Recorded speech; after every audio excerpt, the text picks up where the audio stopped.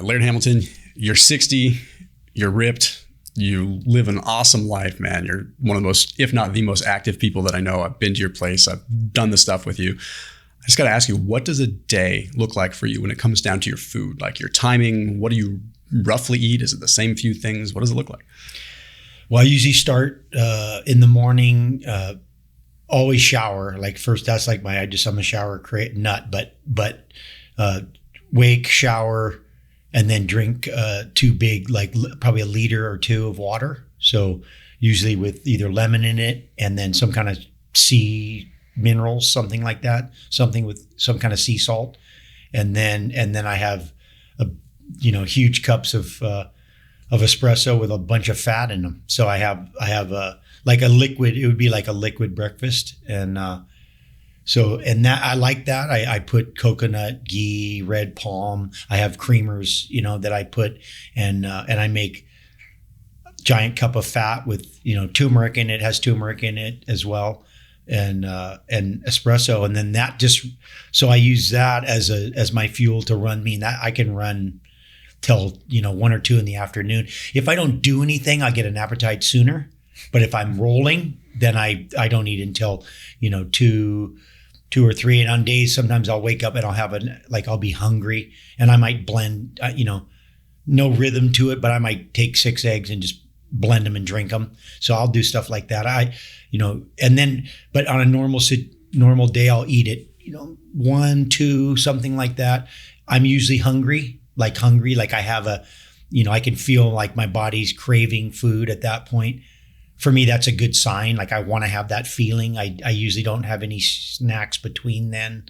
And then I'll have, protein, good vegetables. If I come out of a hard workout, I might eat fruit first. It's like right when I get done and I feel like I'm dehydrated, I might eat a bunch of fruit, of different kinds. It depends on what we have and farmer's market, that kind of stuff. But I'll usually have a good I say plants and animals, but, some good variety of vegetables, some kind of protein. Some animal protein, whatever that looks like. And then I won't have another meal until dinner. And the dinner will consist of that same kind of thing. It would be nice. I can have elk if I have elk, if I have venison, I'll have, I'll eat fish, different kinds of fish. I'll eat chicken. I'll eat just some kind of animal, and then a bunch of variety of vegetables, and could be sweet potato and, broccoli and some exotic salad and that kind of stuff. If I have a meal that doesn't have enough fat in it, I will look for mac nuts, or I might have some kind of raw yogurt with something after that. I kind of feel like, it's like when you go to a sushi bar, you come out and everybody wants to eat ice cream, that's kind of thing. It's like your body doesn't get enough fat. But so that's my personal kind of, that I've evolved to. That's my personal diet. And that is really fat based, because I like fat as a fuel. I probably am under proteined, and I might make if I'm hungry and I'm not going to eat, my lunch yet, or if after lunch, sometime between dinner and lunch, I may make something. I might make a chaga, shilajit, mocha or something like that. I think my consumption of coffee is probably higher than it should be, but it's usually masked with a bunch of fat. So I don't think I pay and it's the quality of it too. I think it's the quality of a lot of the stuff that's important. It's not just like, hey, I eat these things. I'm like, yeah, but what are those? And then, so high quality, trying for high quality and trying for variety. I've thought a lot about coffee over the years too. And I feel like, although I think there's an upper limit, I think that there's a tolerable upper limit. I think that if you are in tune with your body and when you need it and when you don't, or when you want it and when you don't, I think if you're one of these people that says, like, instead of taking a nap, I'm going to have a cup of coffee, or you're not, then it's a different ballgame. But if you're using it as an ergogenic, or if you're using it to sort of, hey, like, I need a state shift, and you're aware of that, like, I've never seen a problem with that. I've never understood why there's so much opposition towards coffee. Like, this is something, you could make the argument for anything. It's grown in a plant and therefore it's fine. But at the same time, like, I think that if you're eating a diet like you're eating, where you're close to the earth, you're not eating a bunch of adulterated stuff, you have sort of an inherent ability to listen to sort of the innate wisdom of your body of when you can have coffee and when you can't. I'm under that philosophy as well. And I feel like, again, back to the quality too, you drink the wrong coffee and it tastes like battery acid. If I go get a cup of coffee from somewhere and drink it, I mean, my stomach will just tell me right away, like that is battery acid. Yeah. So again, the quality of the ingredients, I think having really, and then using the caffeine with the fat and the caffeine together, those are like different. I find, and if I don't have coffee, I don't feel like, oh, I can't function. I've got low blood sugar. When I hear that stuff, I go, come on. Those are decisions. Though you're making decisions, you're deciding that if you don't have enough sugar, so I go, hey, we can operate with nothing, and for a long time and be good. Yeah. Like I know that. So, and I've done it, but I think I also use coffee as a platform too. So I'm like, okay, I'm going to have I'll have a chaga with a shot of espresso in it, but I'm going to put shilajit in it and some other good mocha, good quality mocha, something that, I'm going to use good quality ingredients. Those are different things. It's like, I think that there's a certain abuse to certain things and people go, oh, well, that's bad. Well, the bad version of that's bad, but the good version of that is not bad. It's like real chocolate milk. Like you take raw milk and you put real cacao in it and you use coconut sugar or some other good sweetener. That's amazing. Like that's an amazing thing. And so you take something that you can't even read the label and it's like, it has nothing to do with food. That's a bad thing. So after today's video, I put a link down below for Thrive Market. That is a 30% off discount link plus a free gift. So 30% off your entire grocery order. The thing I like about Thrive Market is they're trying to help get gnarly processed foods out of people's fridge and out of people's pantries. So these are healthier for you options, better for you options, and the prices are highly, highly competitive. So a lot of times you're gonna find prices cheaper than the grocery store and it's delivered directly to your doorstep. So when it comes to like recalibrating your pantry, Thrive Market really, really is solid. It's very helpful to be able to have all your grocery shopping at your fingertips so you're not stressed about finding the right things. You can search. You can do a quick search for gluten-free. You can do a search for paleo. You can do a search for sugar-free, for keto, for this, for that, all at your fingertips, and then it's delivered directly to your doorstep. But let's be real, we're all pinching some pennies. So the best thing about it is that 30% off discount link off your entire grocery order using that link down below. I use my Thrive box consistently. I'm always changing up stuff. I'm always getting a Thrive order coming in a couple times per month, and it helps save me a bunch of money, but it also gets me some really cool stuff that I otherwise wouldn't find at the grocery store. So check them out in the top line of the description underneath this video. Dude, it's like, it's if you take, let's say we went to Italy and we broke down what's in a pizza there, and you broke down each individual ingredient.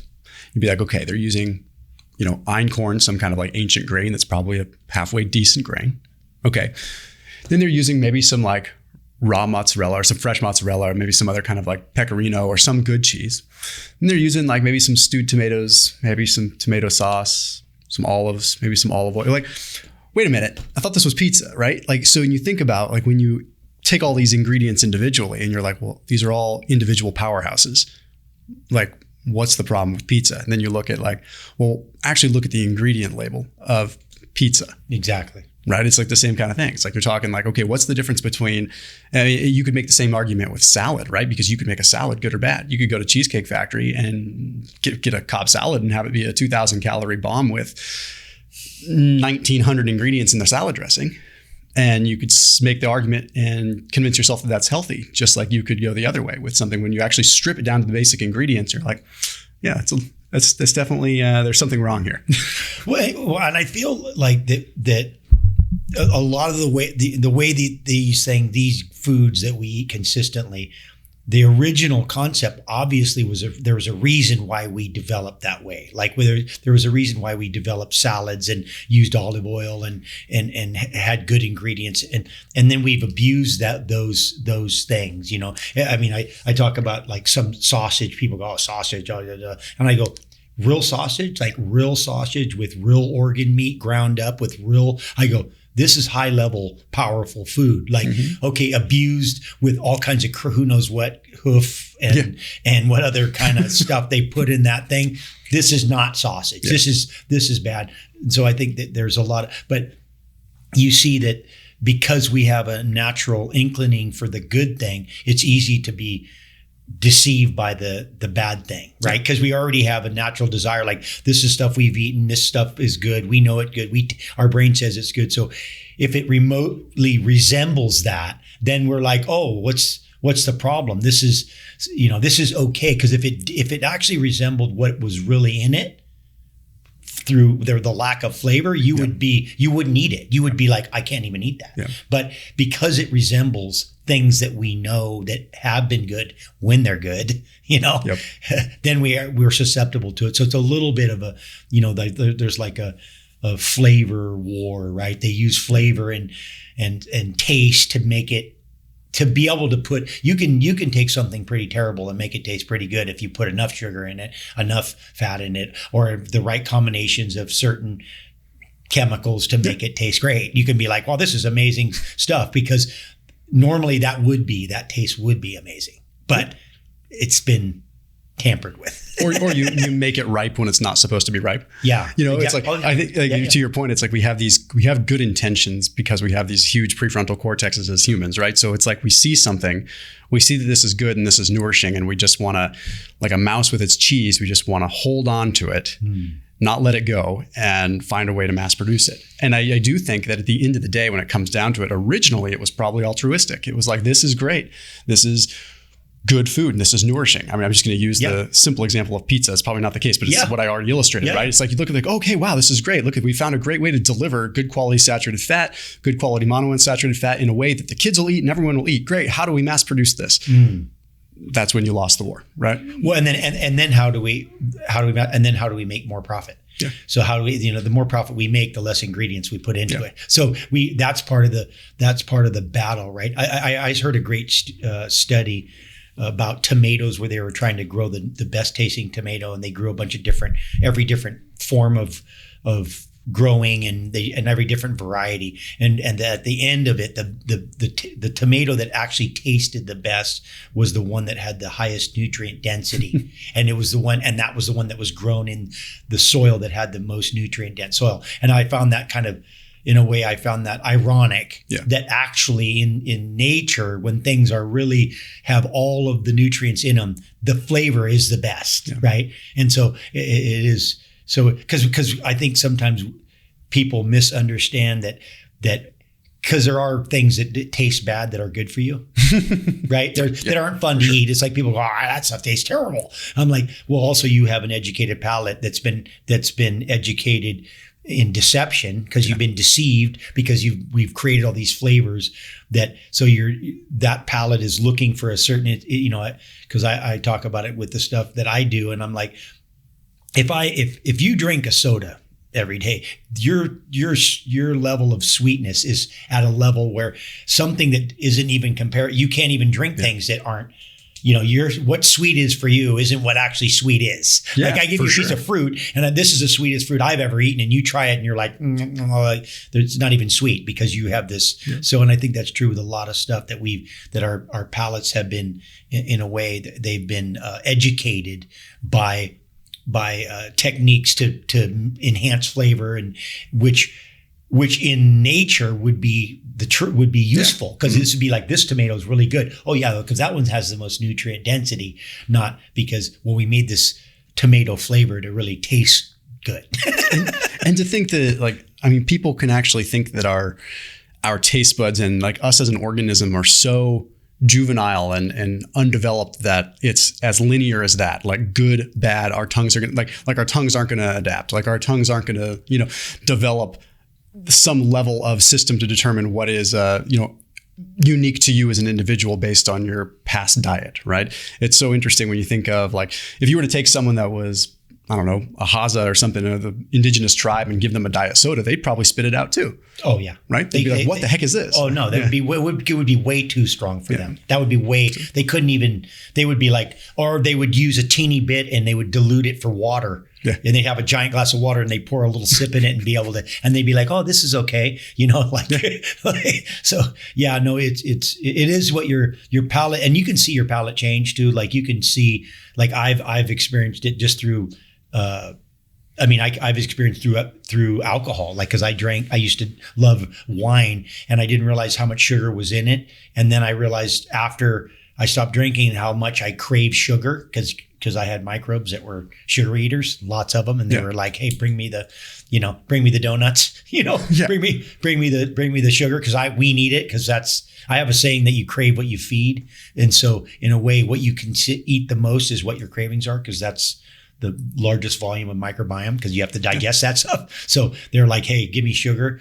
And then I watched my palate change over time and I started consuming a lot more fat. And then I just started to crave fat. Then I was like, I need macadamia nuts. I need raw butter. I need fat. Like I just need, but it does change when you give it, but it was obviously developed in our evolution for a reason. Like we needed to be able to decipher, hey, that's poisonous, or that's not ripe, or this is what I need, or where do cravings come from? I mean, when in an abused system, you crave a bunch of terrible things, but in the natural system, cravings are needs. Yeah. Like you have needs. Like when you have a craving, you're like, hey, why do I crave olives, or why do I crave capers or something? There's something in there that you need if the system is operating, well. Have you seen the stuff on like salt licks, for example? Like if they put if you put a salt lick out in a pasture, obviously like you could put it out in a 100-acre pasture and the livestock's going to find it, right? Because it's that critical for their survival. And then you come over to humans, and most humans on the street probably wouldn't be able to tell you, I would say almost 100%, if not 100%, wouldn't be able to tell you what they actually crave. Like they couldn't tell you if they need salt. They couldn't tell, and it's almost our job as humans in today's world not to try to solve more, but try to undo more, right? How do we get back as much as we can to sort of resign to like our actual needs, right? The problem is, as you mentioned, like we're hijacked all the time. Every time we have this concentrate, if you think of like what hits your taste bud as a transaction, right? Each time something is a transaction. So if it tastes on a scale of 1 to 10, it's a 2, that's going to be that level of transactions. But if it's a 10, that's 5 times the amount of transactions that just happened on your taste buds, right? So when you come down to like what you're going to choose in terms of what's going to get you that same transactional volume with a given bite of a food, of course you're going to be seeking out something that's going to have a lot more like taste potency, if that makes sense. Like you're seeking this particular thing that you've adapted to. But if you kind of undo it and you bring yourself back down to baseline, that's one of the things I wanted to talk about was, you mentioned you have these relatively long, sometimes not measured lengths of time between eating, right? You don't really pay attention. You don't necessarily, it's 12 o'clock, I need to eat. Yeah. Because at the same time, if you take these breaks from food, your body's going to do a pretty good job if you're in control. And if you're actually in a way out of control, allowing your body to just choose what it needs at that point. But not many people let themselves get to that point of being truly, actually hungry and in need of a nutrient. They're just constantly bored and hungry. Well, or just it's lunchtime. High noon. Hey, time to eat. Like, so we have these weird things that we do that way. And I just think if you're not hungry, like if you're not actually kind of salivating and wanting, and your body's not going, hey, it's time to eat right now, then first of all, your body's not ready to absorb the food. Like, I just think that's a telltale. That's a sign like, hey, you're hungry, eat, because we're going to absorb it. Like we were ready for, if you're just eating because it's time to eat, your body's already dealing with something that means that your absorption probably is not going to be as good as well. One thing that I've used, and it hasn't been on purpose, it's just been an accident, but okay, I know something's good for me, right? I know that whatever it is, something that's good for me that might not taste that great, but I know it really has value to it. And I start to consume it, regardless of my desire for it. And then all of a sudden I start to crave it. I'm like, I feel like I need that right now. And it's almost like I had to give it the time using it. Not when I didn't come out and just immediately crave something I didn't know about. Yeah. Like I didn't just have a craving for anything. Like I didn't just crave it. I was like, I gave it enough time knowing it was good. Like I knew there was value in it. And so I gave it enough time. Then all of a sudden I'm like all of a sudden this chaga tastes really good. Like I'm craving it, or whatever it is. This, when I drink this salt water, I can just feel my body go, like I want it, and I absorb it, And so I think there's something to that too, like doing habits that are good for you, even when they're not. You don't just start off, wanting it. You don't crave it. You don't have a desire for it. If anything, maybe you're almost rejecting it. You're kind of like, that's terrible. And it might start off tasting terrible, and then all of a sudden, a week, 2 weeks go by, and all of a sudden you're just like, and you haven't had it in a couple of days, and you're kind of like, hey, where's that stuff? Like I need it. And so I think that's an interesting thing that I've experienced through the process of trying to look for things that I like, and or things that I crave that my body needs, is going through that process. That's been helpful to just, because somebody goes, well, how do you know it's good for you? Or, what is the result? And I go, well, some of this stuff you might not even know until you're 80, and you just won't be in a hospital with a bunch of tubes stuck in you, but my instincts tell me that's probably good. I need to do that. But then I crave it along the way. It's like, why am I craving it? Why am I starting to crave it and be aware that I want it? And that could be true. That's just in food. I know that's in food and certain I would say supplements, but we have to do, minerals and stuff that you just don't get. You're just not getting it in your diet, and the body needs it. And the body's like, bring me that stuff. Bring me, let me have that. Yeah. Let me have that. I need more of that. So I have experienced that. That's been an interesting process to kind of start to have those kind of that relationship, but you have to give it that time sometimes. Sometimes you have to just go into it and start to do it, and then be like let the body have it, be aware of it, and then go. And I think that's part of what you're talking about, which is the undoing. Mm-hmm. Part of the undoing is that we almost have to go and start these things by themselves, separate from I just shifted from things that taste good to other things that tasted good. No. It was kind of like you have people like people that make a lot of money and they become very wealthy, and then all of a sudden they become minimalists, right? It's like there's a lot of those. Maybe we don't hear about them because they're not glorified as much, because it doesn't feed the consumerism attitude, but they are out there, right? Very successful people that say, wait a minute. Yeah. I kind of want to undo, but usually they start giving it away. Yeah. Well, because they tried to fill a hole.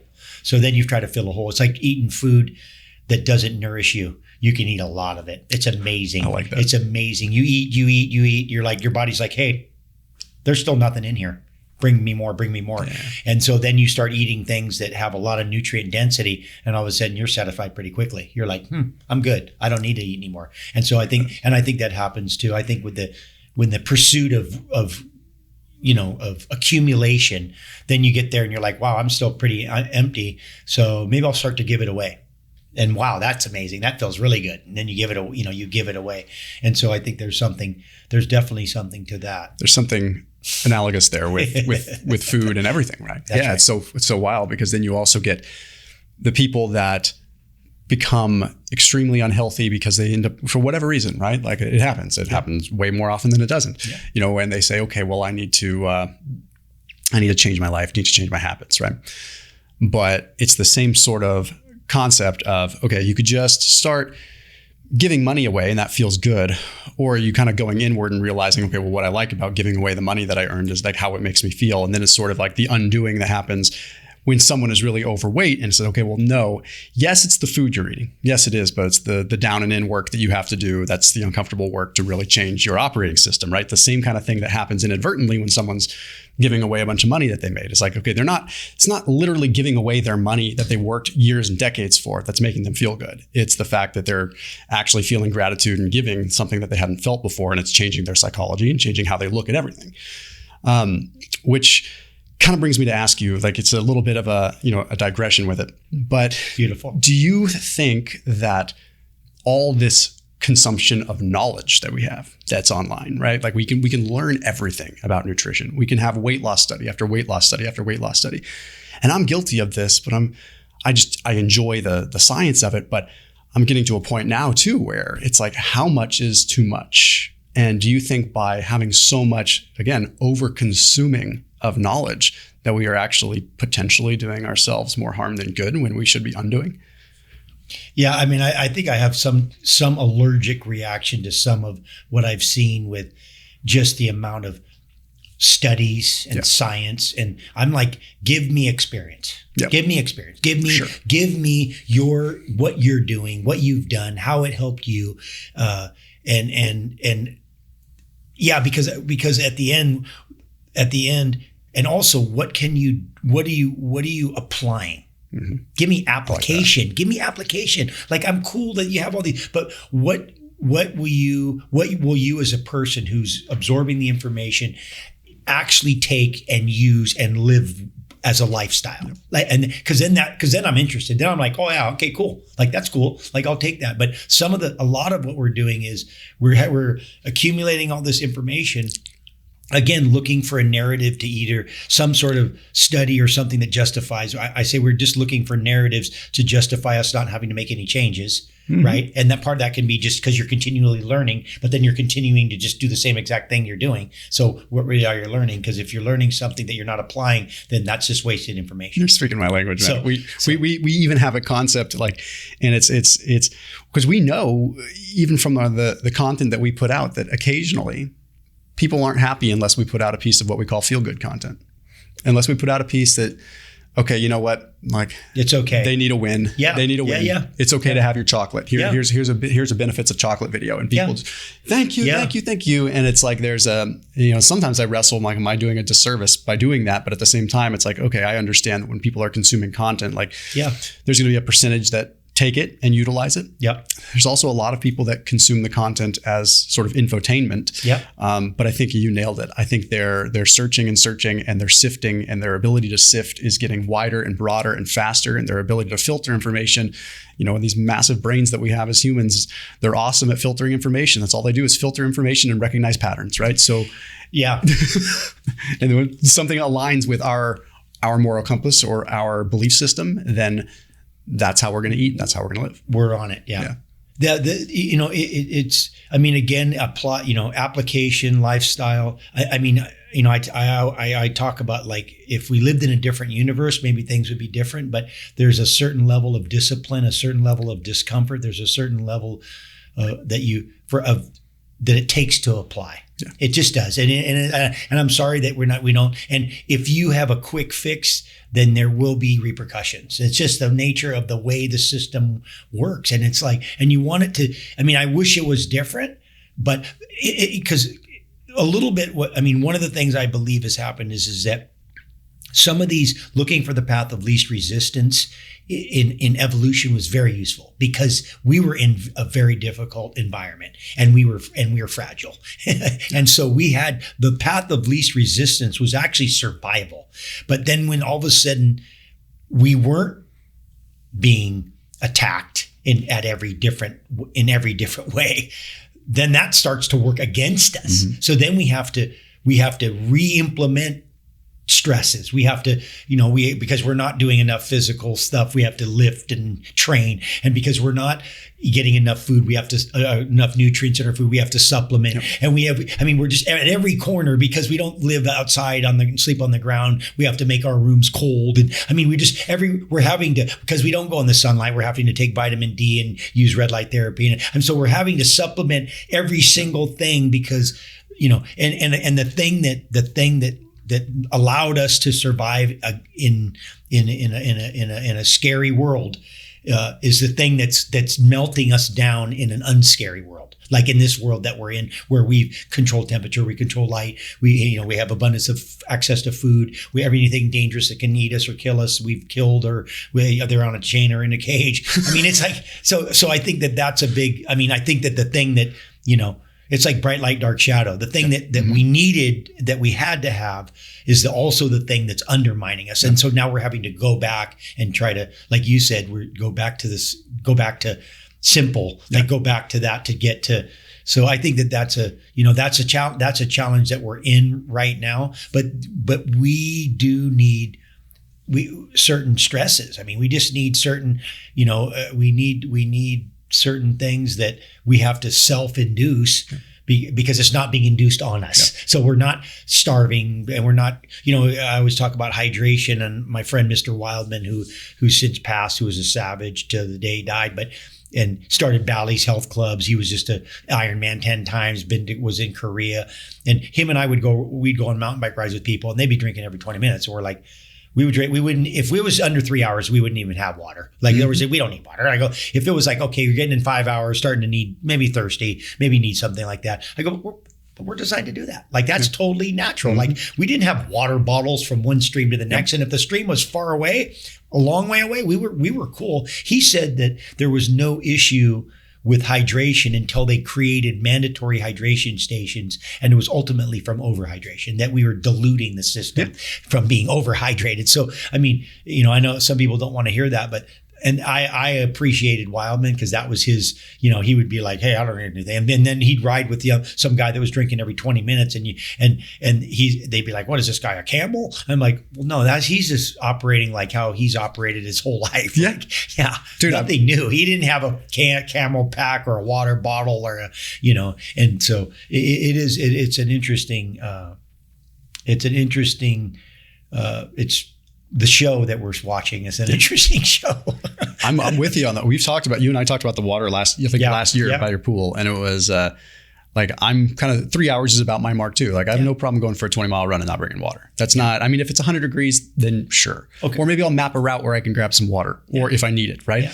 Or you didn't drink before you went. That's better in you than on you. Oh, that's right. Right. And what kind of food did you have? Did you eat a bunch of stuff that didn't have any water in it? It's like high water content food. I mean, there's so many things that, okay, if your diet is terrible and you're eating a bunch of stuff that doesn't have water in it, and then you might need water every 20 minutes because your system's not operating, the way it's designed to. I've never understood. I mean, because if you go out and you're going to be out for 2 days hunting and like you're needing to be as light as possible, and you're not going to be carrying a bunch of water with you. I just can't imagine that would have ever happened. I just don't ever. I mean, you might have had a little wine, leather wine bag just to.